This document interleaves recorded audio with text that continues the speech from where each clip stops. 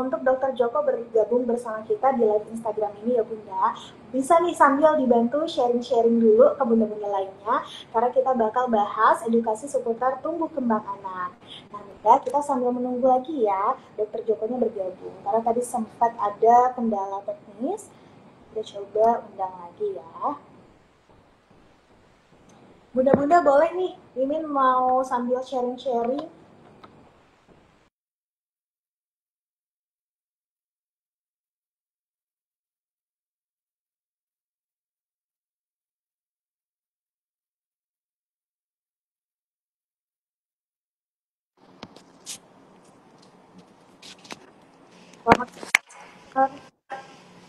Halo. Halo? Ya, sudah terdengar, Kak? Ya, suara dari dokter sudah jelas. Oke, oke, baik. Tadi Kalau maaf ya, sepertinya gangguan sinyal ya nih. iya betul dok. Kalau dari Oke, suaranya jelas aja kok dok. suara jelas aja ya. Oke, baik, baik.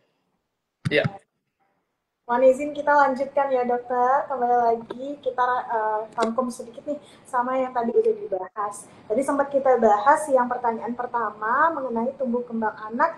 Ada dua kata nih, ada tumbuh dan juga kembang. Kalau tumbuh itu berarti bertumbuh bisa diukur mulai dari berat badan, tinggi badan, sampai ke lingkar lengan. Sementara kalau berkembang ini bisa dipantau melalui motorik kasar dan juga motorik halusnya. Baik, Bunda.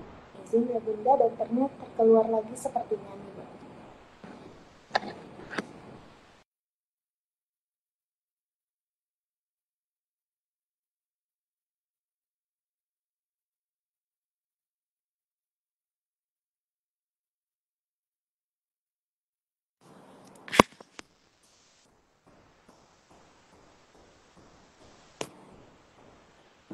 Dokter, halo, halo. kenapa ya ini dok kira-kira? Iya, itu dia. Keluar masuk berapa kali nih? Kasihan banget bunda-bundanya. Oke, sudah jelas lagi ya? Iya, aman dokter. Oke, oke, baik, baik. Baik, mungkin kita sambil lanjut aja ya dokter. Kalau nanti terkeluar lagi, mungkin kita bisa recap lagi. Kita rangkum Boleh, ya. siap. Baik. Mohon izin dokter melanjutkan. Tadi pertanyaan dari kami itu apa saja indikator utama tumbuh kembang anak yang perlu dipantau mulai dari usia 0. Oke, baik. Jadi untuk tubuh, tadi kita lanjutkan ya. Nanti mudah-mudahan ayah bunda di sini tetap bisa ikut menyimak ya. Tadi beberapa kali terputus nih. Baik, jadi untuk tadi pertanyaannya bagaimana Kak? Tumbuh kembang apa aja yang harus? Iya baik, jadi untuk pertanyaannya itu apa saja indikator utama dari tumbuh kembang anak yang perlu orang tua pantau dari usia 0 sampai dengan 1 tahun dok? Oke, baik. Jadi kalau untuk usia 0 sampai 1 tahun ini sebenarnya masa-masa yang krusial ya, karena pertumbuhan dan perkembangan anak sedang pesat-pesatnya nih di usia rentang usia saat ini. Jadi seperti yang kita ketahui, jika anak masih di bawah 1 tahun baru lahir, pasti setiap bulannya para orang tua pasti kan akan membawa ke fasilitas kesehatan seperti puskesmas, rumah sakit, atau ke dokter spesialis anak untuk memantau tumbuh kembang. Jadi bisa 1 kali saat pemberian imunisasi. Nah, saat diimunisasi, pastikan anak akan ditimbang berat badannya, diukur panjang badan, diukur lingkar kepala. Jadi dipantau bagaimana proses pertumbuhan dan perkembangan dia. Memang untuk usia-usia di bawah 1 tahun, untuk pertumbuhan jelas kalau para ayah bunda biasa kan ada buku pink ya, buku pink yang untuk memantau perkembangan anak. Nah itu di situ ada tuh grafik pertumbuhan atau biasa kita pakai menggunakan grafik WHO. Nah di situ tercantum tuh untuk usia 1 sampai 2 bulan, 2 ke 3 bulan, setiap bulan target kenaikan berat badannya berapa. Jadi ada yang disebut dengan KBM atau kenaikan berat badan minimal. Nah itu yang perlu dan penting untuk dipantau dalam setiap bulannya. Bisa dalam 3 bulan pertama itu naik kurang lebih target minimalnya sekitar 9 ons ya untuk target minimal kenaikannya. Kemudian akan berbeda-beda setiap bulannya. Nah di situ nanti akan terpantau dari melalui buku pink atau buku merah tersebut. Nah, untuk perkembangan memang biasanya tidak terlalu karena tidak bisa diukur, jadi bisa sering sering terlewati nih. Namun biasanya di dokter spesialis anak khususnya ya, bisa akan tetap dipantau nih. Jadi contoh misalnya anak sudah menginjak usia 4 bulan, 5 bulan, nah seharusnya dia sudah mulai latihan duduk, ya sudah mulai latihan duduk, bahkan di usia 6 bulan kan anak sudah mulai MPASI. Jadi salah satu syarat untuk memulai MPASI itu dengan postur dia sudah harus bisa duduk tegak dahulu nih. Karena kan tidak mungkin jika dia makan sambil berbaring. Nah, jadi otomatis untuk anak di bawah 1 tahun biasa masih cukup aman nih. Kenapa? Karena setiap bulan akan terpantau. Ya, dari jadwal imunisasi, biasa akan mulai selalu dipantau. Nah, untuk di atas usia tersebut, biasanya mulai, kadang-kadang sudah mulai orang tua mungkin agak sibuk, dan jadwal imunisasi biasanya, terutama yang imunisasi pemerintah ya, kan untuk di atas 1 tahun sudah tidak semepet di jadwal saat di bawah 1 tahun. Jadi biasanya sudah, ya memang dari andil dari orang tua tersebut yang harus memantau benar-benar nih untuk pertumbuhannya, mungkin bisa diukur sendiri di rumah juga bisa. Jika ternyata tidak melampaui target minimal dari yang diharapkan, yang tadi saya bilang KBM tadi, ya dia perlu segera konsultasi ke dokter spesialis anak. Seperti itu. Baik, terima kasih banyak untuk penjelasannya dokter. Ya.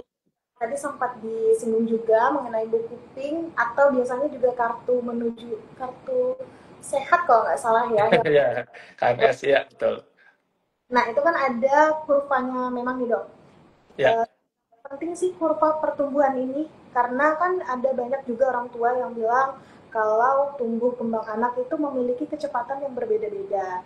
Nah, di mana kita bisa tahu ini tuh udah masih di batas wajar atau kita udah perlu waspada nih karena udah nggak sesuai sama grafiknya. ya baik. Jadi kalau untuk tadi pertumbuhan sendiri itu kan bisa kita pantau ya dari tadi kan yang untuk pertumbuhan dari berat badan yang paling utama ya, berat badan, panjang badan atau tinggi badan dan lingkar kepala.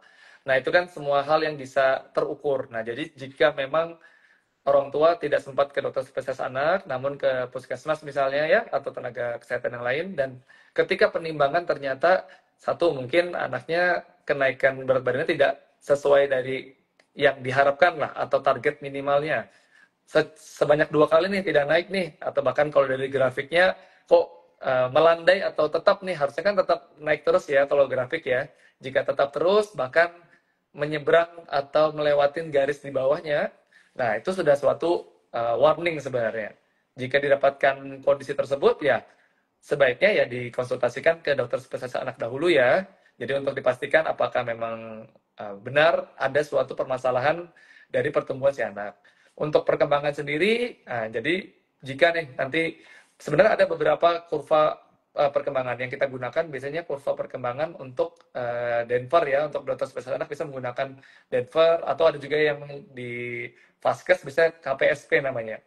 Nah, untuk kuesioner screening perkembangan ya, jika didapatkan adanya tanda-tanda yang menyimpang atau yang kok seharusnya di usia 6 bulan, 8 bulan harus sudah bisa seperti ini, kok anak ayah bunda tidak bisa melakukan hal tersebut, sebaiknya dikonsultasikan dahulu ke dokter spesialis anak, kalau bisa lagi ke yang spesialis anak yang konsultan tumbuh kembang ya, jadi biar lebih dipantau, dilihat nih akar permasalahannya di mana. Nah, jadi memang semuanya harus melalui screening ya. Jadi dilihat dipantau secara bertahap. Jika memang didapatkan sesuatu yang tidak sesuai dan mulai dari kenaikan pertumbuhan berat badan ataupun perkembangan yang tidak sesuai ya, kita harus segera konsultasi dahulu untuk dicari tahu akar permasalahannya di mana. Seperti itu ya. Baik, terima kasih banyak dokter. Oke, kalau di sini mungkin lebih bahasa mengenai kenaikan berat badan dan juga lebih ke fisik nih dok. Nah, kalau soal milestone-nya, mulai dari tengkurap, atau berguling, duduk, merangkak, serta berjalan, kapan nih dokter waktu yang dianggap itu terlambat? Kayak gitu. Ya, baik. Oke. Jadi ini untuk dari sisi perkembangan ya, Kak ya, yang perkembangan yang tidak bisa yang bukan terdeteksi. Jadi maksudnya tidak ada hitungan pastinya. Nah, jadi untuk perkembangan sendiri, contohnya dari motorik kasar tadi ya. Nah, sebenarnya kalau untuk duduk, nah contohnya seperti duduk, untuk motorik kasar, red flag-nya biasanya kan anak harusnya di usia 6 bulan tadi yang seperti saya katakan, ketika sudah mau mulai MPASI, anak seharusnya sudah bisa menahan rongga atau tubuhnya lah untuk duduk tegak ya. Karena kan kalau makan ya tadi, dia harus posisinya ya harus duduk ya, nggak mungkin makan dalam posisi berbaring, nanti bisa tersedak dan yang lainnya. Nah, jadi kita anggap refleks jika melewati fase tersebut di atas usia tersebut, di atas usia 8 sampai 9 bulan dia tetap tidak bisa nih. Ya, tidak bisa duduk dengan tegak. Itu sudah salah satu tanda red flag-nya atau berbahayanya, ya. Jika didapatkan tanda-tanda demikian, ya sebaiknya dikonsultasikan dahulu ke dokter spesialis anak untuk dipastikan nih, diperiksa dahulu apakah memang si anak tersebut ada mengalami delay dari perkembangan tersebut. Kemudian dari posisi dari duduk, kemudian berdiri ya. Nah, berdiri seharusnya bisa anak mulai berdiri di usia 10 sampai 12 bulan. Bahkan ada yang lebih awal dari itu, di umur 9 bulan. Mungkin sudah ada yang bisa berdiri. Nah, itu yang tadi mungkin Kak sempat sampaikan ya, bahwa pertumbuhan dan perkembangan setiap anak itu berbeda-beda. Jadi jangan kita jadikan saingan. Oh, anaknya tetangga atau anaknya keluarga umur segini sudah bisa berlari nih, kok anak saya belum. Jadi karena kurva pertumbuhan dan perkembangan setiap anak itu berbeda-beda. Yang penting orang tua tahu nih milestone atau kapan sih dianggap ini red flag. Ya, karena pasti ada rentangnya nih, rentang usianya. Tadi dari duduk, berdiri, kemudian berjalan ya. Dari berjalan biasa anak-anak mulai melangkah, mulai berjalan di atas usia 12 bulan ya, sekitar 12 sampai 15 bulan. Nah, jika sampai lebih dari 18 bulan kok anak belum bisa tanda-tanda berdiri pun belum mampu, bahkan duduk tegak pun belum mampu. Nah, sebaiknya diperiksakan dahulu, dikonsultasikan dahulu ke dokter spesialis anak. Jika memungkinkan ke yang konsultan tumbuh kembang, jadi biar bisa tepat sasaran nih, tepat screening, tepat diagnosis, biar terapi juga sesuai. Nah, untuk perkembangan motorik kasar sendiri sebenarnya ada yang cukup menarik nih. Biasa ini dari pengalaman saya, mungkin untuk teman-teman yang lain juga, banyak orang tua yang menanyakan untuk merangkak. Merangkak, dok, anak saya belum bisa merangkak nih. Nah, merangkak ini salah satu perkembangan motorik kasar yang sebenarnya itu tidak bukan merupakan target yang harus dilewatin. Karena ada beberapa anak yang bahkan tidak melewati fase tersebut. Ya, jadi yang terpenting untuk motorik kasar milestone-nya dia harus bisa dari posisi tengkurap ya, duduk, berdiri dan berjalan. Nah, memang ada beberapa anak yang akan melewati fase merangkak. Tapi ada juga beberapa anak yang ternyata tidak melewati fase tersebut. Jika memang tidak melewati fase tersebut, ya tidak apa-apa, asalkan fase berikutnya dia tetap bisa. Nah, itu untuk yang dari motorik kasar ya. Itu karena saya sering alami, saya sering dapatin orang tua yang cukup aware dan concern di hal tersebut. Tapi itu hal yang baik ya. Jadi tidak apa-apa jika orang tua mengalami atau merasakan sesuatu yang nggak enak nih. Kok sepertinya anak saya nggak sama dengan yang lain. Nah, itu boleh tuh segera dikonsultasikan ke dokter anak biar biar mendapat penjelasan yang lebih lengkap lah. Seperti itu. Baik, terima kasih banyak penjelasannya dokter. Wah, jadi ilmu pengetahuan baru banget nih dok. Kalau fase merangkak ternyata bukan salah satu yang fase utamanya ya dari duduk Betul. dan berjalan. Bisa jadi edukasi tambahan juga nih buat bunda-bunda, jadi nggak perlu khawatir kalau anak-anaknya itu nggak melewati fase merangkak atau nggak bisa Betul. merangkak. Tapi sering juga sih saya dengar dok kayak bunda-bundanya ada ngomong eh nggak, anakku belum bisa merangkak, nanti jalannya aman aja nggak ya, nanti bisa, nanti dia sempoyongan atau gimana gitu. Berarti nggak ada hubungannya ya dok antara merangkak dan juga berjalan. Iya, jadi memang tadi karena setiap anak memiliki pola perkembangan yang berbeda-beda, tingkat kecepatannya berbeda-beda maksudnya ya. Jadi dan merangkak itu ya sesuatu yang sebenarnya tidak menjadi goals di perkembangan si anak.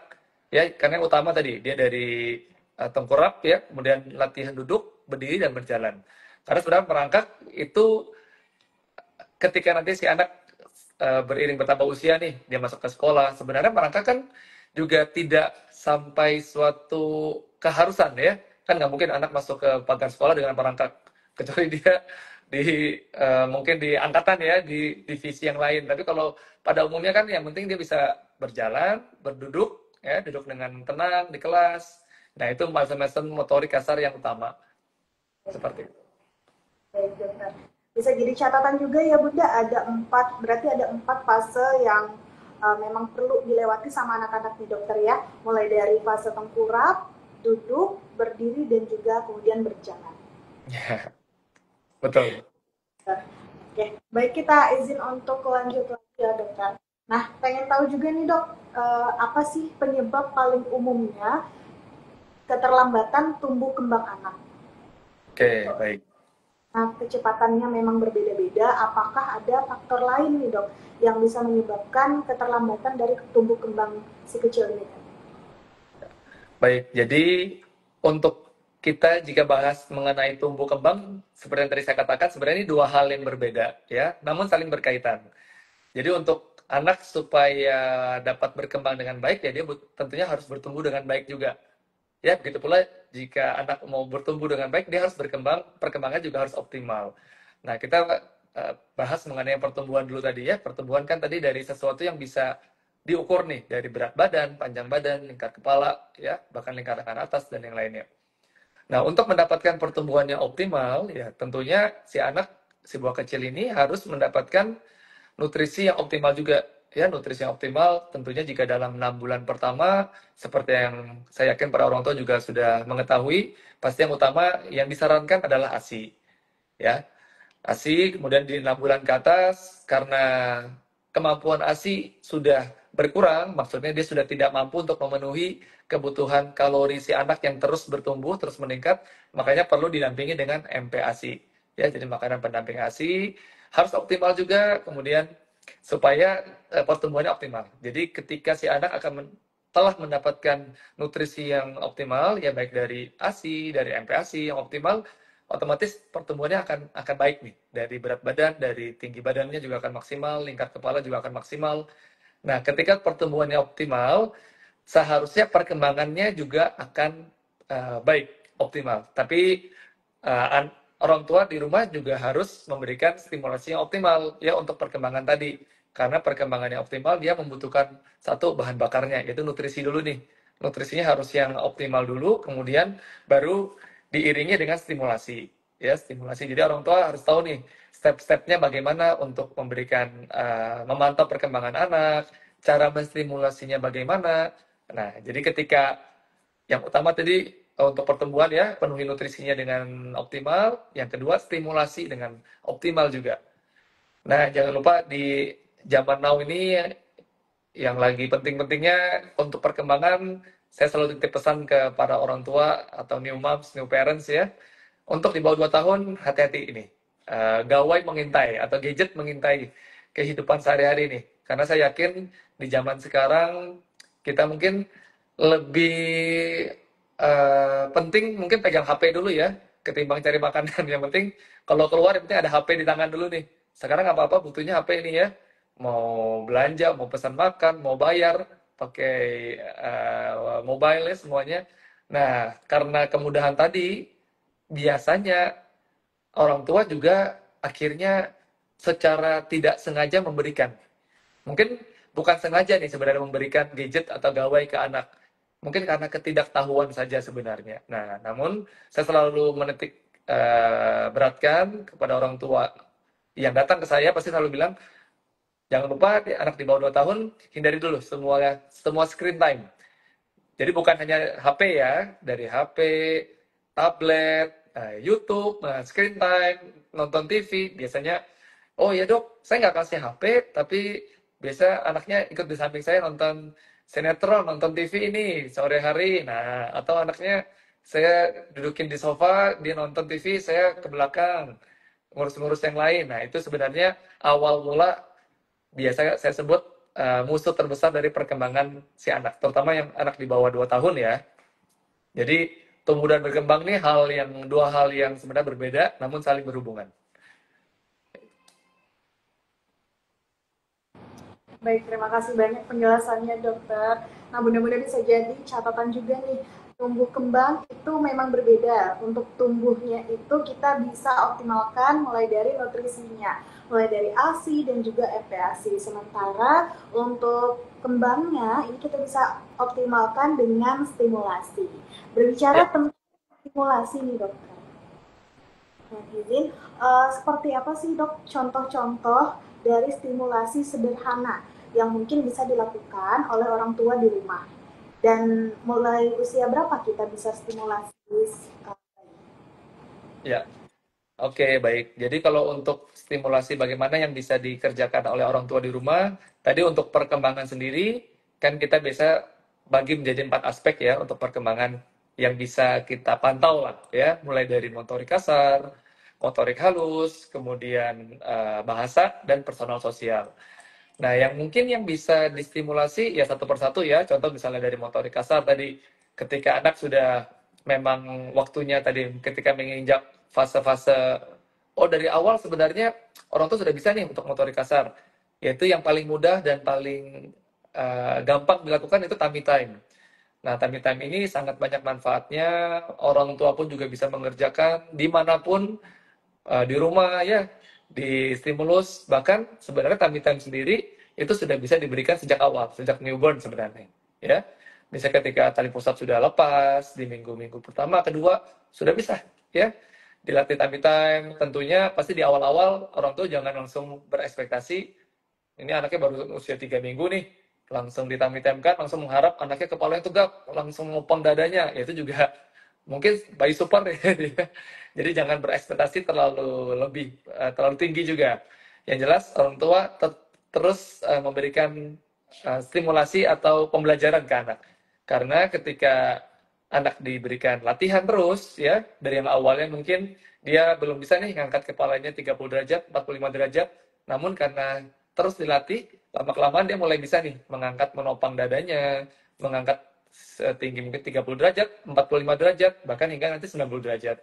Jadi sebenarnya stimulasi sudah diberikan, bisa diberikan sejak awal. Itu untuk motorik kasar ya. Untuk bahasa, ya jelas anak baru lahir juga nggak mungkin orang tua jika berekspektasi, ayo nak, panggil papa, panggil mama, umur 2 bulan juga nanti ayah bunda yang bingung nanti kalau anaknya umur 2 bulan sudah bisa panggil papa mama ya. Ya pasti ada bertahap, mulai dari misalnya dia mengoceh dulu ya, mengoceh, kemudian babbling. Nah, nanti ketika sudah menginjak usia 12 bulan sampai 14 bulan, seharusnya sudah bisa mengucapkan papa, mama, atau sebutannya ayah, bunda, ya. Kemudian di usia 15 bulan sampai 18 bulan sudah bisa mengucapkan 1 sampai 2 kata, seterusnya. Jadi stimulasinya tetap bertahap memang untuk perkembangannya. Begitu pula dengan motorik halus ya, motorik halus ya seperti menggenggam, nanti mulai di usia 3 bulan ke atas, 4 bulan bisa sudah mulai menggenggam ya, sudah bisa menggenggam ibu jari, menggenggam tangan, seperti begitu. Kemudian kalau untuk dari personal sosial ya, sering-seringlah kontak mata ya, kontak mata dengan si kecil ya, diajak ngomong walaupun dia belum bisa balas, belum bisa balas apa yang ayah bunda tanyakan ke dia ya, tapi diajak berinteraksi supaya si anak itu tahu, oh ternyata ini yang di depan saya ini ayah saya ya, ini ibu saya ya. Nah itu akan men-trigger dia. Nanti ketika bertahap sesuai waktunya dia akan perkembangannya tentu akan optimal juga. Baik, terima kasih banyak dokter. Oke, jadi buat bunda-bunda bisa jadi catatan tambahan juga untuk stimulasi ini bertahap.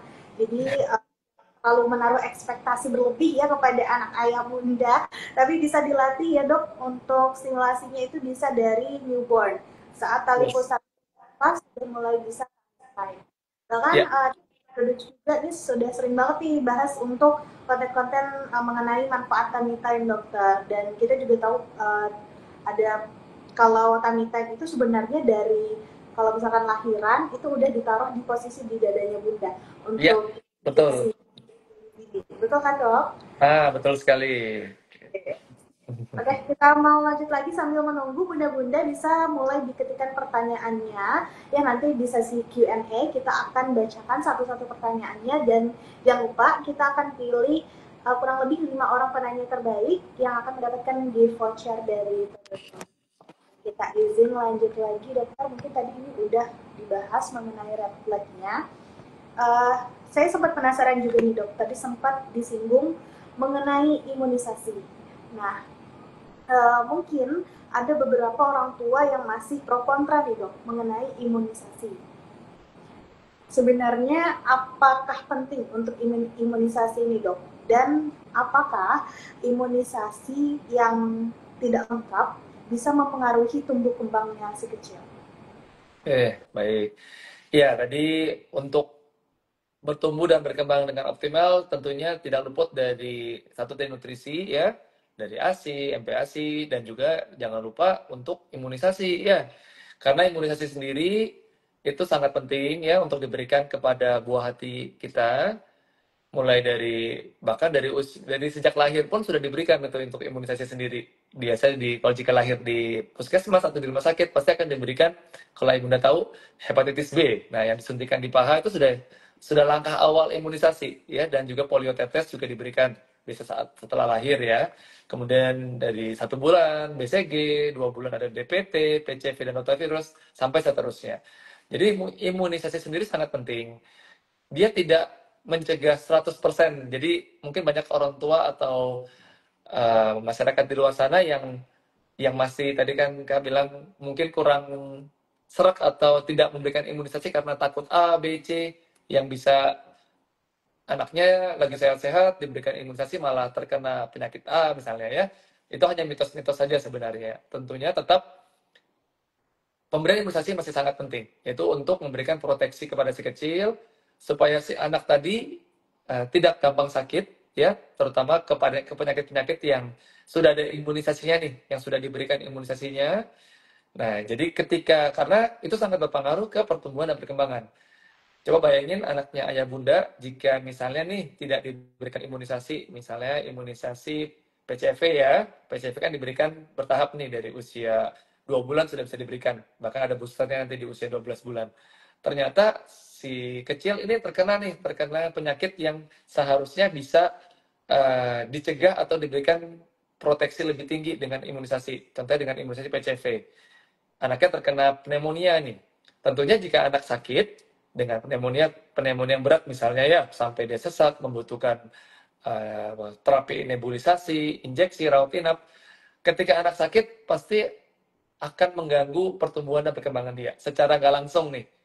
Karena jika anak sakit, pasti yang pertama biasanya nafsu makan menurun.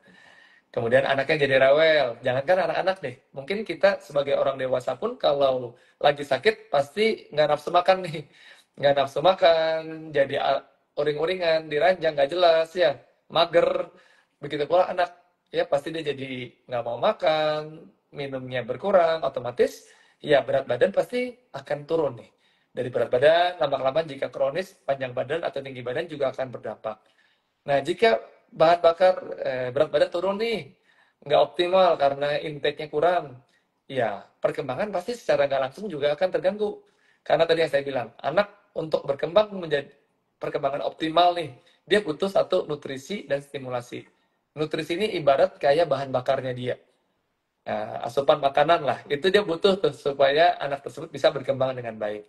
Jadi sangkut pautnya apa dok? Dengan imunisasi. Jika anak tidak diimunisasi, maka akan memperbesar resiko si anak tersebut menderita penyakit tersebut. Ya, contoh tadi kayak misalnya PCV untuk pneumonia, rotavirus ya itu untuk diare ya. Jika anak sering bolak-balik terkena diare, bahkan diare yang sampai berat misalnya, sampai dehidrasi dan butuh rawat inap, secara nggak langsung pasti akan mengganggu pertumbuhan dan perkembangan dari si anak. Nah, jadi itulah mengapa pentingnya ayah bunda untuk melengkapi imunisasi supaya buah hati atau si kecil daya tahan tubuhnya lebih kuat dan ya pertumbuhan dan perkembangannya bisa lebih optimal. Seperti itu. Baik dokter, ini secara nggak langsung udah menjawab pertanyaan saya yang berikutnya nih dokter. Karena sebenarnya saya mau nanyain kalau misalkan anak sakit, ini apakah berpengaruh ke tumbuh kembangnya, tapi ternyata udah terjawab. Jadi bunda-bunda jangan takut imunisasi ya, karena imunisasi ini penting untuk bukan mencegah 100%, tapi seenggaknya untuk melindungi. Jadi nggak terlalu parah kalau udah kena sakitnya. Betul ya dok? Betul sekali. Baik dokter.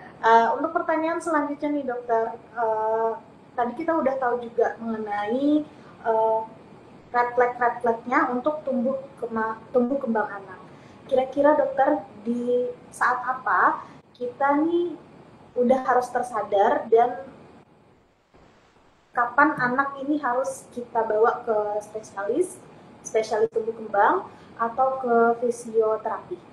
Di momen apa secepatnya bawa mereka? Ya, baik. Jadi kalau untuk ini kita lagi mungkin bahas lebih ke perkembangan ya, Kak ya. Jika memang ada perkembangan si kecil yang tidak sesuai target ya, atau tidak mencapai milestone-nya nih, atau kita sebut red flag. Ya, pertama contoh dari yang paling gampang terukur biasanya dari motorik yang terpantau ya, motorik kasarnya. Misalnya sampai di usia 9 bulan, 10 bulan kok anaknya belum bisa nih duduk tegak, yang dimana notabene harusnya di usia tersebut, bahkan di usia 6 bulan ke atas harusnya sudah bisa duduk tegak nih. Ternyata anaknya masih ada head lag, jadi ketika diangkat dari posisi berbaring ke posisi duduk, kepalanya masih tertinggal, ya. Bahkan ketika didudukin masih melayar ke kiri, melayar ke kanan. Nah, biasa kalau seperti gini itu sudah salah satu red flag dari motorik kasar. Nah, jika muncul atau ayah bunda ternyata mengamati si kecil kok ada tanda-tanda tersebut, sebaiknya dikonsultasikan dahulu.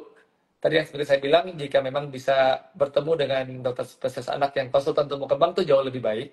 Namun jika mungkin di kota-kota kecil yang pedalaman yang kan dokter spesialis anak yang konsultan spesifiknya tumbuh kembang anak tidak tersebar di semua provinsi atau di semua desa ya.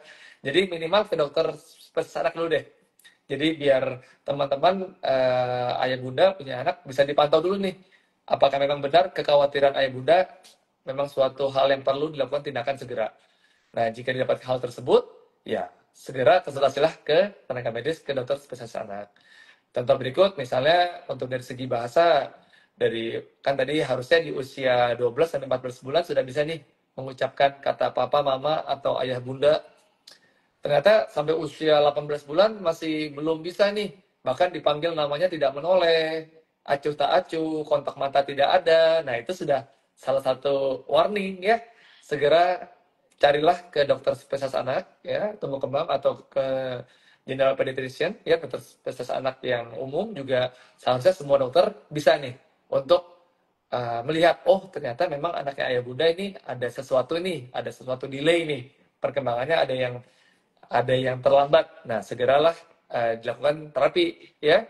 Nanti untuk terapi sendiri juga bertahap ya. Nanti kita tidak bisa menangani secara individual ya. Kita bisa kolaborasi nih. Kita konsulkan ke teman sejawat kita di bidang fisioterapis ya, spesialis KFR biasanya, untuk dilakukan tata laksana lebih lanjut ya. Jadi biasanya fisioterapi dari mungkin sensorinya dulu, kita sebut SI bisa ya, sensori integrasi, kemudian ada okupasi terapi, terapi perilaku, terapi bicara, dan yang lainnya. Jadi untuk penanganan anak dengan delay ya, perkembangan yang terlambat pun juga tidak serta-merta dengan dokter anak sendiri bisa menangani nih. Kita butuh kolaborasi dengan teman sejawat lain. Spesifiknya sih di dokter spesialis yang fisioterapi ya, rehab medis, SPKFR. Biasanya kita akan kosongkan ke divisi teman sejawat tersebut. Baik, terima kasih banyak dokter untuk penjelasannya. Mungkin untuk pembahasan terakhir dari Mindo, Admin Tododo, ini lebih ke pembahasan mitos-mitos dan fakta nih dokter. Habis itu kita akan masuk ke sesi Q&A karena terlihat ada bunda-bunda ini yang udah mulai bertanya. Oke dokter, kalau dari Mindo sendiri itu pernah dengar tentang mitos-mitos kalau anak itu harus gemuk, gemuk itu sudah pasti sehat. Gimana nih tanggapan dokter sendiri? Ya, baik. Jadi untuk yang pernyataan tadi, memang biasa banyak para orang tua yang mempertanyakan hal tersebut. Ya, memang tidak bisa dipungkiri, anak yang dahulu kala menganggap anak yang gemoy, anak yang besar ya, itu oh ini anak sehat nih. Nah, tentunya ketika kita bahas mengenai itu kan salah satu aspek dari pertumbuhan ya, berat badan dan panjang badan atau tinggi badan. Tentunya segala sesuatu yang berlebihan itu juga tidak baik. Jadi makanya kalau ayah bunda lebih detail memperhatikan tadi yang saya bilang di buku KIA ya, buku Pink tadi. Nah, di buku tersebut ada garis-garisnya. Jadi di grafik pertumbuhan contohnya kita ambil dari misalnya berat badan dengan usia, grafik yang berat badan per usia. Itu ada garis-garisnya itu. Makanya ada garis yang di tengah bisa berwarna hijau. Nah, itu yang biasanya titik optimalnya di situ tuh. Cuma ada range-nya biasanya ya, range yang dari -2 ke +2. Nah, itu semua ada maknanya. Jadi segala sesuatu yang berlebihan pun juga tidak baik. Yang kekurangan apalagi pasti juga tidak baik. Jadi harus yang yang optimal, yang memang di range yang disarankan atau dianjurkan. Nah, jadi kalau untuk menganggap bayinya, misalnya bayi gemuk nih pasti sehat, gemuknya kita harus lihat dulu nih di kurva tersebut apakah memang pas di tengah-tengahnya, maksudnya di range yang normal, di minus kita sebut normal bisa di range -2 sampai +2. Nah, itu range tersebut itu range yang normal. Jika si anak setiap bulan dipantau atau sebulan sekali, 2 bulan sekali, ternyata pertumbuhan berat badan ya kita bilang ya, dia naiknya seiring atau sesuai dengan grafik ya itu fine-fine aja. Nah, jika naiknya terlalu berlebih sampai di atas positif 2 SD ya, atau di atas positif 3 SD itu standar deviasi, ya itu juga sebenarnya sesuatu yang kurang tepat ya. Bukan berarti setiap anak yang gemuk ini pasti sehat nih. Ternyata setelah kita plot, kita ukur berat badan, panjang badan, ternyata over. Bahkan kita bisa diagnosis ke arah obesitas, overweight atau obesitas ya. Tentunya juga pasti tidak bagus untuk si anak. Ya, jadi tetap itu mitos tadi. Jadi tetap yang optimal bagaimana dok? Ya pertumbuhannya sesuai dengan grafik pertumbuhan untuk anak tersebut. Kan anak dibedain nanti. Untuk yang laki-laki, perempuan itu berbeda. Bahkan setiap bulan, setiap umur pun juga berbeda-beda kenaikannya. Itulah mengapa jangan membanding-bandingkan dengan anaknya tetangga, anaknya keluarga, anaknya sepupu, anaknya influencer A, influencer B. Karena setiap anak pasti berbeda-beda ya untuk proses pertumbuhan dan perkembangannya memiliki tingkat kecepatan yang berbeda-beda. Yang terpenting yaitu kenaikannya harus dipantau dan melingkupi atau mencapai target kenaikan di usia tersebut. Nah, itu yang terpenting. Jadi nggak mesti perang saing-saingan, oh anakku beratnya segini, anaknya beratnya segitu ya, bukan berarti harus menang-menangan angka ya. Yang penting kenaikannya harus optimal. Baik, terima kasih banyak sekali lagi dokter sudah menjawab semua pertanyaan dari Mindo nih dokter. Nah itu tadi pertanyaan terakhir, sekarang kita mau mulai masuk ke sesi Q&A atau tanya jawab nih. Buat bunda-bunda yang masih punya pertanyaan, nggak apa-apa, silakan langsung aja diketikkan di bagian komentarnya, nanti akan kita bantu tanyakan dan semoga juga menjawab ya bunda-bunda. Karena nggak cuma bakal menerima jawaban aja nih dari dokter, tapi akan menerima di voucher juga dari Tododo yang bisa langsung digunakan untuk perbelanjaan di Tododo sendiri, baik itu online maupun offline. Baik, kita mau masuk ke pertanyaan pertama, ini dari Bunda Firma. Yang pertama, ini dok mengenai suplemen ataupun vitamin. Kira-kira untuk suplemen dan vitamin yang terbaik buat anak usia 4 tahun, ini vitamin dan suplemen seperti apa nih dok? Yang bagus untuk anak usia 4 tahun. Oke, baik. Terima kasih pertanyaannya dari Bunda Firma ya. Jadi ini juga kalau membahas suplemen atau vitamin ini juga topik yang hampir 80% pasti para orang tua menanyakan nih. Dok, vitamin apa yang merek apa yang bagus untuk anak saya umur sekian? Atau dok, vitamin apa untuk nafsu makan anak saya ini nggak mau makan? Nah, jadi untuk hingga saat ini yang supaya orang tua tahu juga ya, untuk vitamin sendiri, tadi saya membahas yang vitamin nafsu makan tuh. Sebenarnya vitamin nafsu makan tuh hingga saat ini tidak ada ya. Kalau memang ada nih, sebenarnya kalau ada nih vitamin nafsu makan, saya rasa mungkin pemerintah tinggal berikan aja ke semua anak yang memang kalau memang vitamin ini diklaim bisa nambah nafsu makan ya, supaya anak-anak semua nggak ada yang kurus-kurus nih, nggak ada yang GTM-GTM. Ya, jadi sebenarnya untuk vitamin khusus nambah nafsu makan itu tidak ada. Ya, cuma ada memang beberapa vitamin yang hingga saat ini sudah dianjurkan oleh kalau dari dokter anak ada yang namanya Asosiasi IDAI ya, Ikatan Dokter Anak Indonesia. Jadi perkumpulan dokter anak se-Indonesia, bahkan bukan hanya IDAI, bahkan AAP pun juga merekomendasikan. Ya, vitamin apa itu dok? Yang pertama yang terpenting vitamin D. Nah, vitamin D itu bahkan disarankan memang dianjurkan diberikan sejak awal, sejak kelahiran, yaitu di bawah 1 tahun membutuhkan dosis 400 IU. Nah, kalau untuk di atas 1 tahun, biasanya sudah membutuhkan range di sekitar 600 sampai 800 IU. Jadi, untuk vitamin, biasa orang tua tanyakan, apa vitamin yang bisa saya berikan?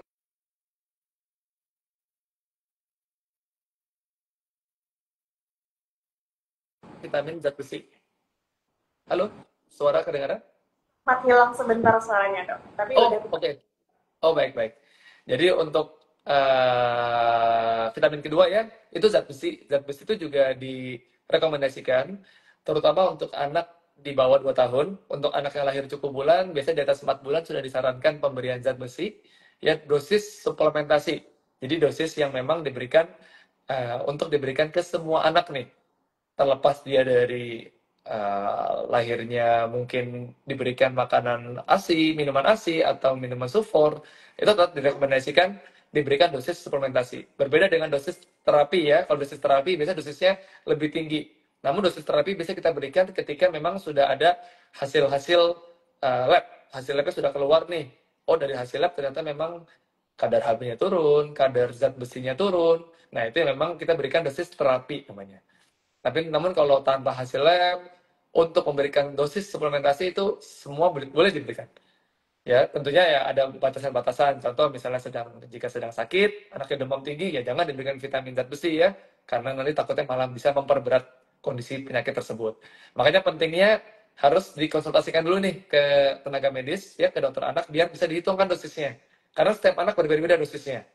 Biasa dosis untuk contoh tadi yang vitamin zat besi ya, untuk dosis suplementasi sendiri kan berkisar di 2 sampai 3 mg nih per kilo per hari. Jadi kalau anaknya 10 kilo, anaknya 12 kilo, anaknya mungkin 6 kilo, ya pasti berbeda-beda dosisnya.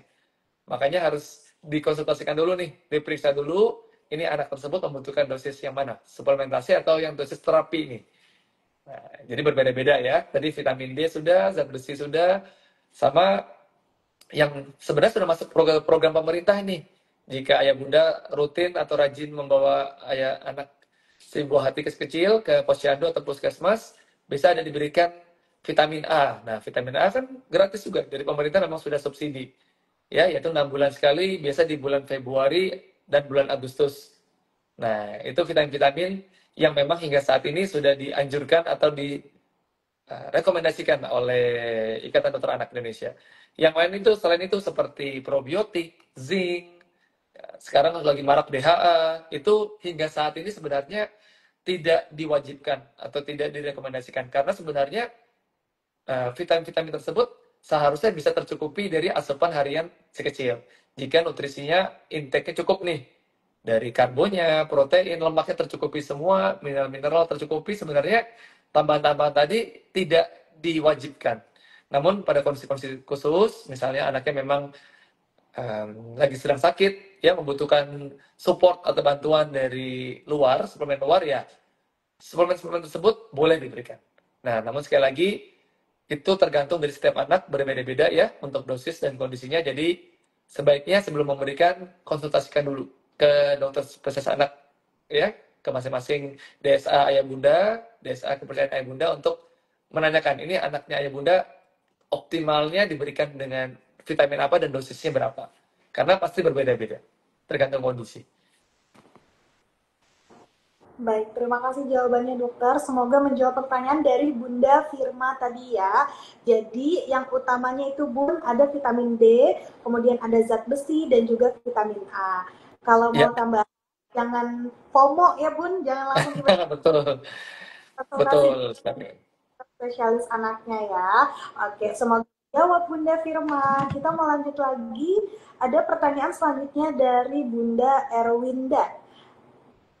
Sore dokter, mau tanya bolehkah? Boleh dong Bunda. Anak saya besok ASI pertama nih dok. Kira-kira ada saran nggak ya buat new mom seperti saya? Mungkin lebih ke apa aja yang perlu diperhatikan sebelum masuk ke MPASI pertamanya nih dok. Oke, baik. Ya, terima kasih atas pertanyaannya Bunda Erwinda ya. Jadi untuk MPASI, nah untuk MPASI sendiri ini kan berarti sudah mulai menginjak usia 6 bulan ya, 6 bulan sudah mau menginjak usia 6 bulan nih, sudah mau mulai MPASI pertama.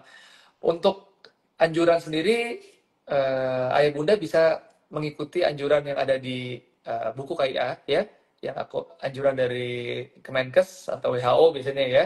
Jadi untuk MPASI sendiri itu di awal sudah disarankan menu yang kompleks. Jadi sudah bukan kayak mungkin ajaran atau ilmu zaman dahulu nih. Biasanya pemberian MPASI dari turun-temurun kakek nenek. Oh awal mula kasih pure dulu aja, pure pepaya atau pure alpukat ya. Jadi buah-buahan malah diberikan dahulu. Nah, untuk saat ini itu sudah tidak direkomendasikan. Jadi rekomendasinya apa dok? MPASI di awal mula itu sudah menu yang kompleks. Jadi mulai dari ada karbohidratnya, ada proteinnya, ada lemaknya, yang membedakan itu hanya volume dan tekstur. Nah, tentunya anak umur 6 bulan baru mulai MPASI nih. Tadi misalnya nih, para ayah bunda baru dengar hari ini ya. Tadi, oh dokter Joko bilang sudah menu kompleks. Umur 6 bulan sudah boleh karbonya nasi, proteinnya dari ikan. Langsung dikasih ikan goreng, ikan nila. Ini nak, makan nak. Itu juga nggak mungkin ya. Tentunya harus disesuaikan nih. Maksudnya saya tadi, menu kompleks itu di makanan tersebut sudah ada karbonya. Dari nasi boleh, dari kentang boleh, proteinnya nih dari ikan boleh, dari telur, kan telur gampang dicari ya. Kemudian dari lemaknya ya ada tambah-tambahan yang lain. Ya jangan dikasih utuh-utuh juga. Dikasih sesuai dengan usia. Umur 6 bulan sampai 8 atau 9 bulan ya bubur saring. Jadi makanan tersebut dengan rasa dan bumbu yang sama dengan orang dewasa nggak apa-apa. Yang penting teksturnya sesuai. Nanti ketika 9 bulan ke atas, ya sudah mulai naik. Jangan dikasih bubur terus. Anaknya harus dilatih nih oromotor dia. Jadi dari awalnya bubur saring, yang lumat ya, di atas 9 bulan sudah mulai naik ke cincang nih. Jadi sudah mulai ada teksturnya. Ada gerinjel-gerinjelnya. Karena anak di fase-fase tersebut sudah mulai gatal nih gusinya. Biasa para ayah bunda yang sudah mengalaminya, biasa anaknya, dok, semua semua benda dimasukin mulut nih. Ada pensil di depan, ada guling, ada spray, dijilat, semua digigit karena gusinya gatel. Itulah mengapa di fase tersebut biasa anak sudah mulai diberikan makanan yang bertekstur. Ya, jadi disincang, sudah nggak perlu di saring lagi, diulek saring lagi sampai lumat tuh jangan. Memang kita membutuhkan tekstur gerinjel-gerinjel untuk melatih oromotor dia. Nanti di atas 12 bulan, ya sesuai rekomendasi, anjurannya targetnya sudah mulai makanan yang padat. Jadi makanan yang utuh. Sudah nggak perlu diulek saring lagi, nggak perlu dicincang lagi, tapi makanan yang padat, yang utuh lah. Nah, jadi semuanya itu ada maksud dan tujuan. Ya, dari mengapa harus latihan tekstur, mengapa harus bertahap. Ya, memang anak nggak bisa serba instan, dia mesti bertahap untuk latihannya. Jadi saran untuk tadi Bunda Erwinda ya, berikan yang menu kompleks ya Bunda Erwinda. Yang terpenting teksturnya harus sesuai dan rasa harus sesuai juga ya. Jadi jangan untuk anak biasa sering saya temui, dok anaknya misalnya datang dengan GTM, anaknya nggak mau makan dok. Terus ternyata setelah diulik-ulik, oh makanannya cuma direbus, ya nggak ada garam, nggak ada gula dok. Ini sehat nih, bersih. Ya bersih, sehat sih. Tapi saya tawarin ke ibu, mungkin ibu juga nggak mau makan. Kalau makanannya setiap hari cuma tahu rebus, sop kentang, nggak ada rasanya, ya siapa yang mau? Anaknya kan belum bisa ngomong, mak nggak enak ini. Anaknya cuma mangap, ketika ibu kasih makan makanan yang nggak selera, ya dia cuma dilepeh mungkin, cuma diemut doang, dimuntahin, ya itu semua pasti ada sebabnya. Ya jadi ya nggak apa-apa, namanya proses pembelajaran, parenting juga bertahap, ya sama-sama belajar. Yang penting jika mengalami kendala atau kesulitan, jangan ragu untuk konsultasikan ke tenaga medis kepercayaan ayah bunda, biar dapat saling sharing. Oh ternyata yang anjuran yang benar seperti ini loh. Nah begitu. Mudah bisa menjawab ya. Dan menjawab ya Bunda dari Bunda Erwinda tadi. Boleh Bunda mulai diberikan MPASI-nya yang kompleks ya dok ya. Yang ada karbonnya, protein, serat, dan mungkin ada lemak tambahan asal disesuaikan teksturnya. Seperti Ya. itu. Oke, kita lanjut lagi dok. Ini ada pertanyaan dari Bunda Perwira. Ini mungkin mengenai bicaranya kali dok ya. Dok, izin tanya, anak saya saat ini usia 20 bulan, kurang beberapa hari. Untuk komunikasi, bicaranya baru beberapa kalimat, mungkin 20 kalimat. Tapi untuk instruksi dia sangat paham. Apakah ada yang perlu diperbaiki dok? Mungkin dari segi stimulasinya, atau mungkin screen time-nya yang harus di-stopkan. Oke, baik. Ya, terima kasih untuk pertanyaannya Bunda Perwira ya. Jadi anaknya usia 20 bulan. 20 bulan berarti sudah hampir 2 tahun ya, kurang 4 bulan lagi sudah menginjak usia 2 tahun nih. Kalau dari tadi yang disampaikan oleh Bunda Perwira, umur 20 bulan sudah bisa beberapa kalimat sekitar 20 kalimat itu sudah sangat baik sih, ya, karena target kan nanti di usia 2 tahun harusnya sudah bisa komunikasi dua arah. Ketika di usia 20 bulan anaknya Bunda Perwira ini sudah bisa merangkai kalimat atau merangkai kata mungkin ya, 20 kata mungkin maksudnya ya. Jadi kalau sudah bisa 20 kata aja sudah bagus, baik banget nih. Bahkan sudah bisa merangkai kalimat itu sudah sangat bagus. Kemudian kan tadi Bunda Perwira juga bilang apakah screen time-nya di stop.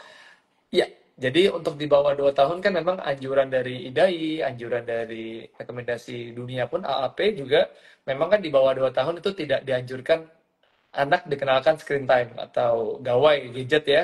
Boleh sih di usia 18 bulan ya sampai 1,5 tahun ya sampai 2 tahun itu tapi hanya berupa video call. Jadi mungkin orang tuanya ayahnya bekerja di dinas di luar kota, jadi kangen dengan anaknya, boleh nih video call, itu pun hanya 30 menit biasanya. Dan butuh pemantauan pengawasan dengan ibunya di rumah. Jangan cuma serta-merta dilepas, anaknya juga bingung ini. Ini ayah ngomong apa sih? Cuma gerak-gerak aja gambarnya. Jadi perlu didampingi juga. Bahkan jika memang memungkinkan, ya tidak perlu sama sekali penggunaan screen time untuk anak di bawah 2 tahun. Si anak butuhkan apa? Anak butuh teman bermain. Dia butuh pendamping dia, yang menemani dia bermain, menerangkan dia, misalnya bermain, kemudian sang ibu atau ayah membuka misalnya majalah, buka gambar-gambar ya, hewan-hewan. Nah, itu yang dia butuhkan. Jadi teman untuk bermain. Bukan kan mungkin hingga saat ini nggak ada ya anak yang misalnya nih umur 1 tahun, dia sebelumnya belum pernah terpapar HP, tiba-tiba umur 1 tahun atau di umur 15 bulan nih sudah bisa ngomong papa mama, dia langsung bilang, "Bang, minta HP, mau nonton ini, mau nonton film ini, film kartun A." Nggak mungkin kan? Sebenarnya biasanya anak mulai kecanduan atau terpapar gadget itu karena ketidaktahuan dari orang tua. Ya, bisa orang tua mungkin karena belum mengerti bahwa efek negatifnya dari screen time ini sebegitu besarnya, diberikanlah anaknya terpapar screen time, akhirnya jadi dan efek dampak panjangnya jadi sangat banyak. Biasa paling sering mengganggu dari fokusnya terganggu dulu, dari bicara atau bahasa juga terganggu, akhirnya biasa orang tua sudah mulai mengenal yang namanya speech delay, itu salah satu efek dari screen time juga. Jadi memang jika selagi belum terlambat nih, para ayah bunda, para new moms, new dads ya, untuk penggunaan screen time, anak di bawah 2 tahun nggak usah dulu deh, ya tidak perlu dulu, anak juga nggak minta kok sebenarnya, ya. Jadi ditemani saja, ya ditemani bermain, dijelaskan, itu yang dia lebih butuhkan, ya pendampingan dari orang tua, orang terdekat dia. Mudah-mudahan bisa menjawab ya, Bunda Perwira. Kemudian bisa menjawab ya Bunda Perwira tadi jawabannya untuk 20 kata atau untuk 2 kalimat itu udah bagus ya Bunda ya. Betul Yes, ya betul. 20. Dan untuk screen time-nya memang harus di stop dulu nih Bunda ya. Screen time apa ya Bun? Tapi bisa juga dari laptop maupun dari TV itu sendiri. Semoga menjawab Bunda dan menambahkan insight buat bunda-bunda yang lainnya. Bahkan nih dok, saya rasa nggak cuma anak kecil, kalau kita canduan gadget juga, kita bahkan sering hilang fokus juga kan? Nah, itu betul. Jangan kan Betul. anak-anak ya, kita dewasa pun juga kalau sudah kecanduan juga tadi yang kayak Iya. Mido bilang ya, malah gangguan fokus ya, jadi nggak fokus ke satu hal ya. Apalagi anak-anak nih yang terpapar. Betul nih Bunda. Jadi anaknya ditemanin aja, ditemanin main. Betul. Terus boleh sih, katanya dokter screen time boleh, tapi bentuknya video call. Nah, Iya. ya nih dokter, kemarin dari Garuda sendiri sempat bikin satu buah konten yang menjelaskan kalau nggak boleh screen time sebelum 2 tahun. Dan Ya. kita jelaskan juga kalau sebenarnya boleh usia 18 bulan itu pun bentuknya video call. Dan ramai hujatan, Oh gitu. tapi nggak apa-apa. Semoga dengan tadi dan juga ilmu dari dokter tadi bisa nambah pengetahuan buat ayah bunda. Ya, baik. Yes. Izin lanjut lagi dokter, ini ada pertanyaan dari Bunda Kasmari. Dokter, tolong bagi tips hal apa yang perlu diperhatikan terkait perkembangan dan kesehatan usia bayi 1 bulan. Oke, baik. Terima kasih atas pertanyaannya dari Bunda Kasmarini Saputri ya. Jadi untuk anak usia 1 bulan sebenarnya memang belum begitu banyak perkembangan yang bisa dipantau ya. Cuma yang bisa nih Bunda Kasmari ini lakukan di rumah tadi yang seperti yang sudah kita sampaikan sebelumnya, itu jangan lupa tummy time ya. Bahkan tadi Mindo pun juga sudah paham banget nih, saat awal lahir sudah diletakkan di dada biasanya ya, untuk latihan IMD atau inisiasi menyusui dini. Jadi sebenarnya tummy time itu sudah bisa diberikan sejak awal kelahiran.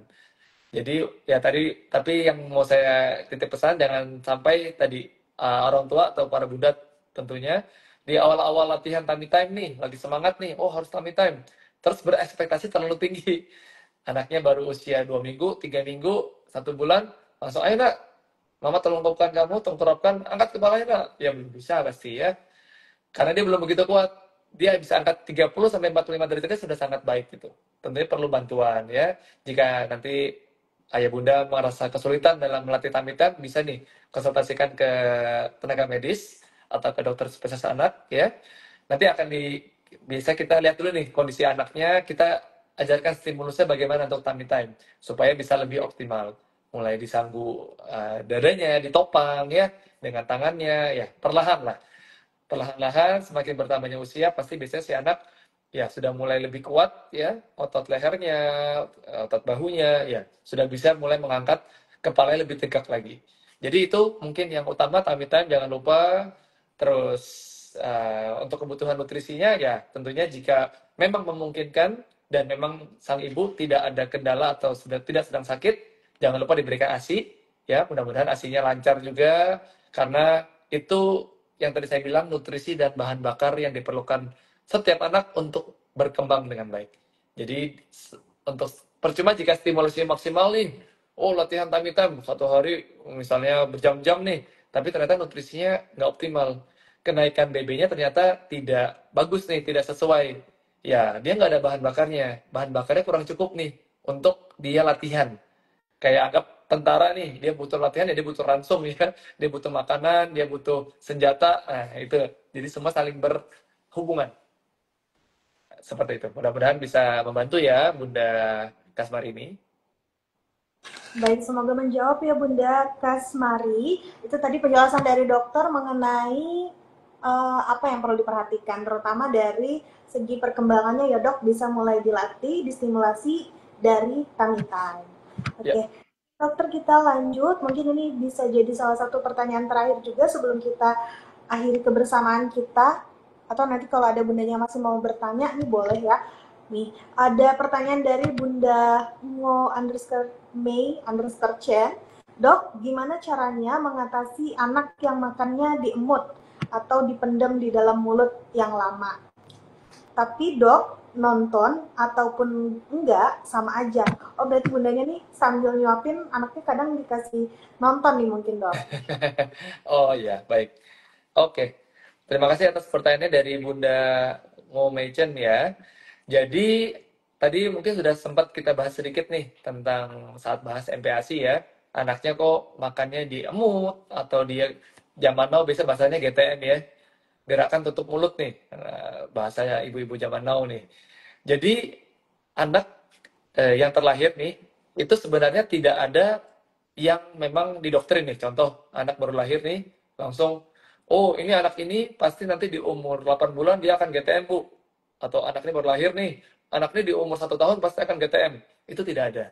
Semua anak pasti akan terlahir, dia lahir sebagai lembar kertas putih kosong nih. Nah, nanti anaknya tumbuhnya bagaimana, berkembangnya bagaimana, dia susah makan atau tidak, itu semua tergantung dari pola parenting di orang tua tersebut.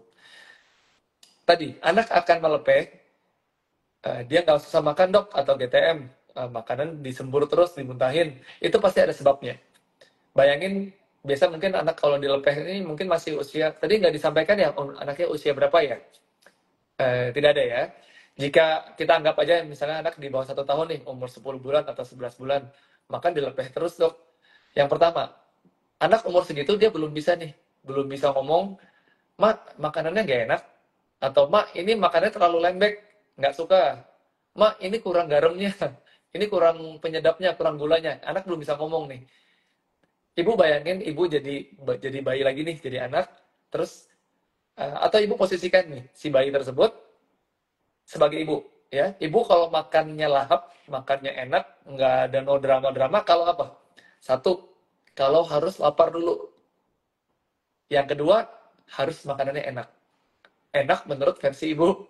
Nah, ini yang agak susah nih, karena setiap anak dan bahkan jangan anak-anak, mungkin ibu dengan bapak di rumah pun beda seleranya. Yang bapak senangnya jengkol, ibu senangnya tahu rebus, tahu tempe misalnya. Beda ini seleranya. Nah, jadi itulah yang harus dicari tahu. Dan kalau ibu mau menanyakan ke influencer A, influencer B, influencer C, ke dokter A, dokter Z, nggak ada yang tahu. Ya, karena preferensi makanan setiap anak tuh berbeda-beda. Yang tahu yaitu ibu dan bapak sendiri. Yang menemani dia 24 jam sehari, yang pasti akan tahu, oh ternyata anakku sukanya kalau diberikan makanan, ternyata yang sukanya garing-garing ya, yang lebih bertekstur ya. Nah, jika anak sudah umur 11 bulan misalnya contoh, terus ibu masih berikannya teksturnya yang, oh bubur saring, karena dia kalau dikasih tekstur yang keras sedikit, dia, oh dok, saya kasih bubur saring terus, sampai usia saat ini, di usia sudah mau 1 tahun masih bubur saring. Nah, itu sudah sesuatu yang kurang tepat. Ya, karena di fase tersebut sebenarnya anak harus sudah latihan naik tekstur nih. Nah, jadi memang harus bertahap diajarinnya. Ya, step by step. Nah, yang terpenting tadi, supaya anak itu makannya lahap, posisikan kita sebagai anak tersebut. Kita akan makan lahap kalau satu, kita lagi lapar, yang kedua, enak makanannya. Kalau makanannya nggak enak, makanannya cuma dikasih rebus-rebus, ya dok, buat anak yang rebus-rebus aja biar sehat, tempe rebus, tahu rebus, sop kentang, nggak ada garam, nggak ada gula, ya nggak mau anaknya bu.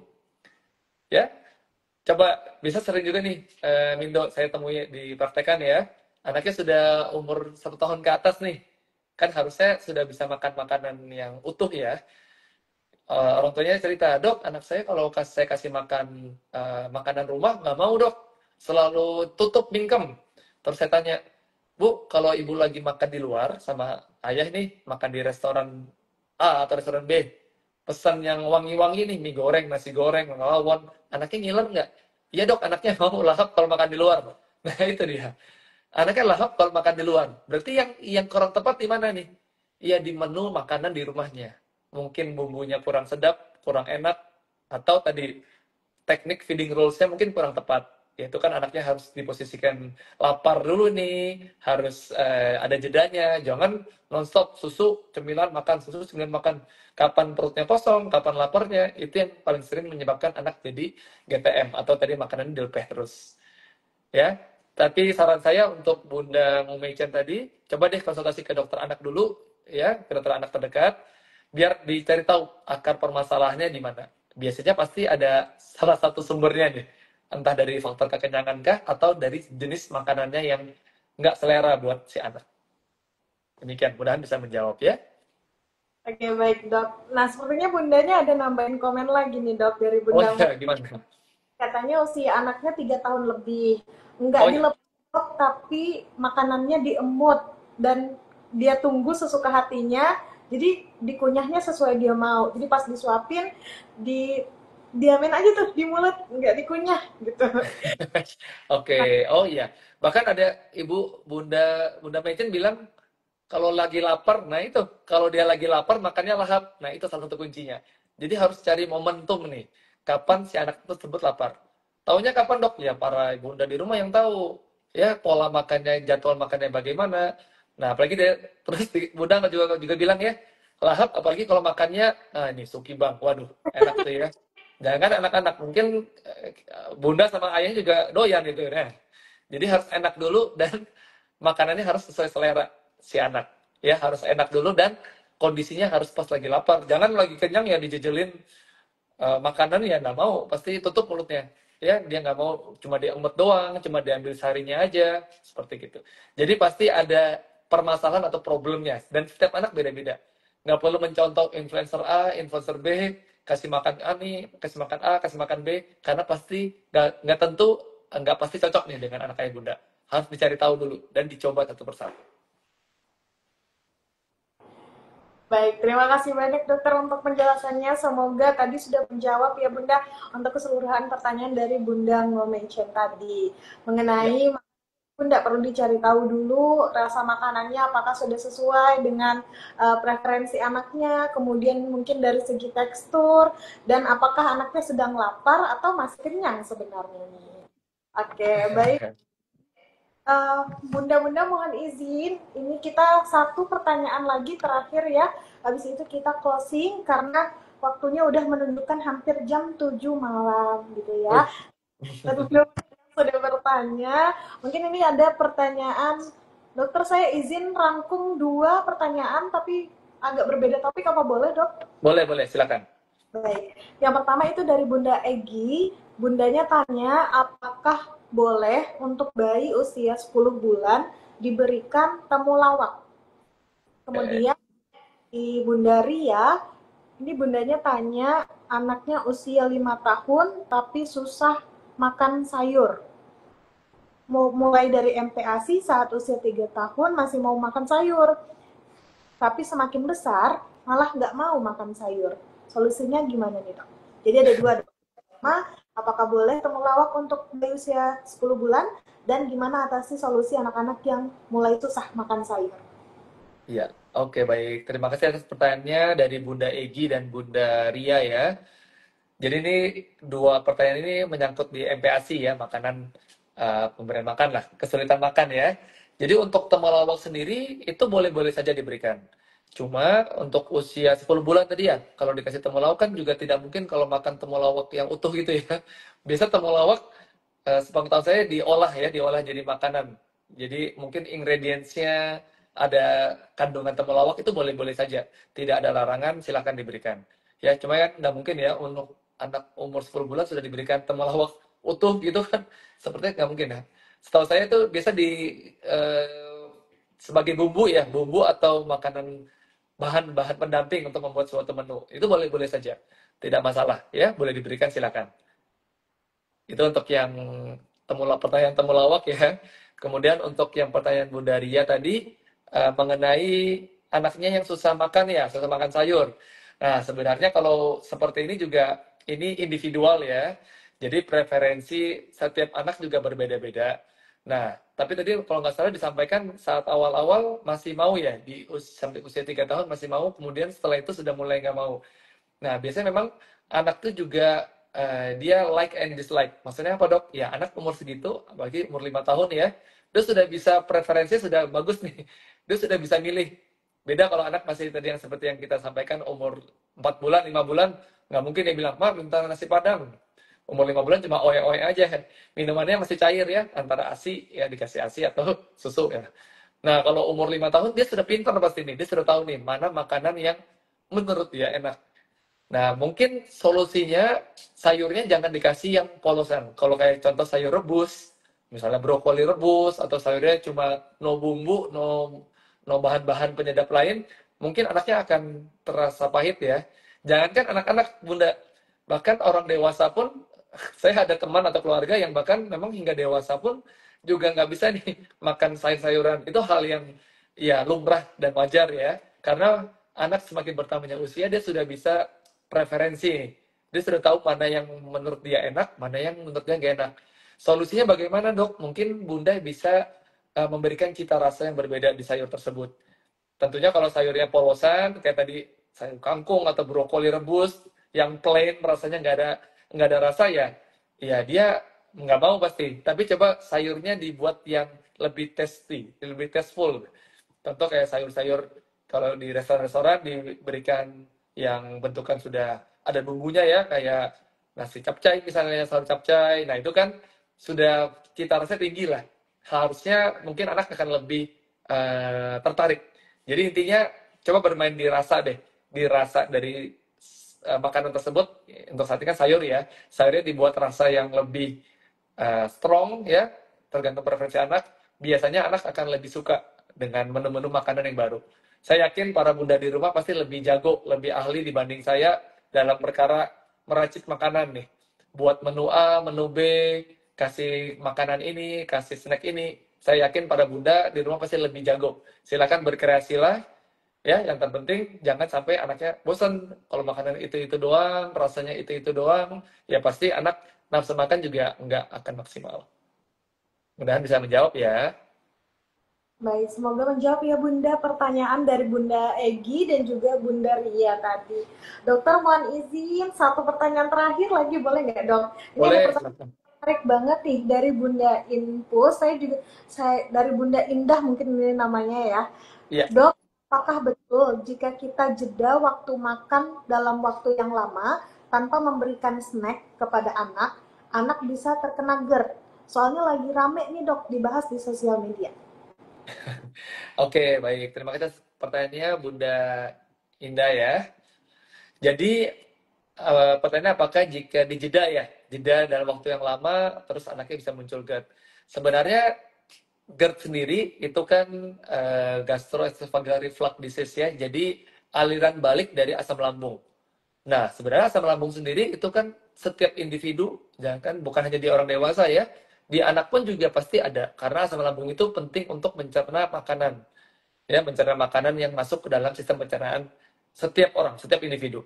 Jadi apakah anak bisa terkena GERD? Ya, pasti ada risikonya. Ya, jadi penyakit MA atau GERD itu bukan hanya menyerang orang dewasa, bahkan anak-anak di bawah 5 tahun itu juga bisa, bahkan di bawah 1 tahun. Ya, biasa ada gambaran khas, biasa kalau anaknya melengkung banget, nanti ayah bunda bisa melihat di referensi ya. Tanda-tanda anak kalau tanda-tanda ya bukan pasti mengarah ke GERD, biasanya dia melengkung tinggi sampai ke belakang seperti busur. Nah, itu hati-hati, itu mungkin gejala dari asam lambung yang meningkat. Nah, tentunya setiap anak juga berbeda-beda. Jangankan anak-anak, kita dewasa pun juga pasti berbeda. Mungkin ayah bunda di sini ada juga yang menderita sering kambuh mahnya, ya. Asam lambung meningkat nih. Dan setiap mungkin ibu dengan teman ibu dengan biasa reunian dengan gengnya ya, geng para ibu-ibu nih. Ibu A dengan ibu B mungkin berbeda. Ibu A contohnya, oh aku kalau telat makan 2 jam aja langsung perih lambungku. Mungkin ibu B, ibu C yang juga sering kambuh mahnya, oh kalau saya 2 jam masih tahan. Saya 4 jam baru muncul ini. Nah, atau misalnya contoh Bunda A, orang A ini. Saya kalau setiap kali makan pedas sedikit aja langsung sakit nih perut saya, Dok. Sedangkan kalau temannya mungkin teman perkumpulan dia, oh saya kalau makan 1 sendok aja masih aman. Saya kalau makannya 5 sendok, cabai nih, baru pedis nih perutnya. Jadi setiap anak, setiap individu pasti berbeda-beda. Nah, kalau balik ke pertanyaan tadi, apakah anak bisa menderita GERD? Bisa. Tapi kembali lagi, tergantung anaknya ya, tergantung dari bawaannya bagaimana, sistem pencernaan dia, apakah termasuk yang sensitif, ataukah memang ada, tanda kutip, problem di sistem pencernaan dia, atau anaknya memang fine-fine aja. Kalau tumbuh kembangnya, pertumbuhannya baik-baik aja ya, dengan tidak diberikan makanan sebenarnya tidak langsung menunjuk langsung timbul sakit GERD nih, tidak langsung sepraktis itu, dia harus bertahap lah tahapan-tahapannya.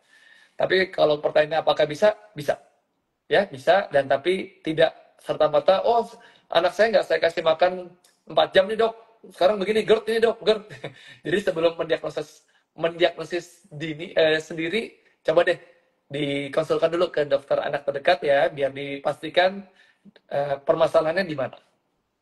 Seperti itu ya, mudah bisa menjawab ya. Baik, terima kasih dokter untuk jawabannya dan itu adalah jawaban untuk sesi Q&A kita karena kita udah terakhir nih dok untuk pertanyaan dari Bunda Indah tadi. Semoga menjawab ya tadi pertanyaannya mengenai GERD. Boleh dibantu dokter mungkin bisa diberikan closing statement-nya atau kalimat terakhir sebagai penutup event kita hari ini. Baik, tidak terasa sudah 1 jam ya, Mindo ya. Tadi soalnya sempat terputus di awal ya, karena gangguan sinyal. Jadi untuk permasalahan tumbuh kembang sendiri itu memang sangat luas, sangat beragam, ya. Dan setiap anak, kata kunci setiap anak memiliki pola tumbuh dan berkembang dengan kecepatan yang berbeda-beda. Jadi pesan saya kepada para ayah bunda di rumah, para new moms, new dads, new parents, jangan membanding-bandingkan anaknya ayah bunda dengan anaknya tetangga, anaknya teman, anaknya teman di tongkrongan, anak yang influencer. Karena setiap anak memiliki pola tumbuh dan berkembang yang spesifik, yang tingkat kecepatannya berbeda-beda nih, nggak bisa disamaratakan ke semua anak. Ya, yang terpenting apa? Pola pertumbuhannya harus sesuai dengan kurva, ya. Terutama untuk anak yang masih di bawah 1 tahun, di bawah 2 tahun, ya. Pertumbuhannya sesuai grafik, dan perkembangannya juga sesuai dengan yang dianjurkan. Cara tahunya bagaimana dok? Jika ayah bunda kesulitan nih atau ragu-ragu, ini anak saya apakah sesuai atau tidak ya? Ya jangan ragu untuk konsultasikan dulu nih ke tenaga medis, kalau bisa memang ke dokter spesialis anak, jika lagi lebih memungkinkan lagi ke dokter spesialis tumbuh kembang anak, ya untuk memastikan agar tumbuh kembang buah hati kecil itu optimal. Ya jangan menerka-nerka sendiri, jangan galau-galau sendiri, silakan galau bersama dengan dokter kesayangan Anda. Ya ditanyakan, dicarikan solusi bersama, ya tujuannya cuma satu, yaitu agar tumbuh kembang anak bisa optimal. Demikian. Baik, terima kasih banyak sekali lagi dokter untuk kebersamaan kita hari ini di live Instagram kolaborasi membahas topik tentang tumbuh kembang anak wajar atau waspada. Terima kasih juga kami ucapkan kepada bunda-bunda yang sudah bergabung dan sudah menuliskan pertanyaannya. Gak lama, besok kita akan umumkan untuk penanya terbaiknya, akan kita pilih dan tentunya akan mendapatkan hadiah gift voucher spesial dari Tododo. Dokter, saya dari Mindo ucapkan sekali lagi terima kasih karena sudah berkenan untuk kembali kolaborasi dengan kami di live Instagram. Semoga kedepannya akan terus terjalin komunikasi kita dan terus berkolaborasi. Nah, Iya. bunda-bunda ini sempat pembahasan tentang MPASI, kemudian speech delay, ataupun sampai ke ASI dan menyusui. Kalau Bunda punya saran untuk kita, untuk Tododo mengadakan event-event live berikutnya dengan pembahasan tertentu, silahkan boleh request aja nih ke Mindo, bisa melalui DM ataupun chat gitu ya. Nah, sekali lagi dok, terima kasih banyak. Semoga dokter selalu sehat dan semoga kita bisa di lain waktu. Saya Aisyah Ardia sebagai Mindo pamit undur diri. Terima kasih dan selamat malam. Terima kasih dokter. Baik, izin pamit ya. Dan terima kasih dok. Saya izin end meeting. Ya.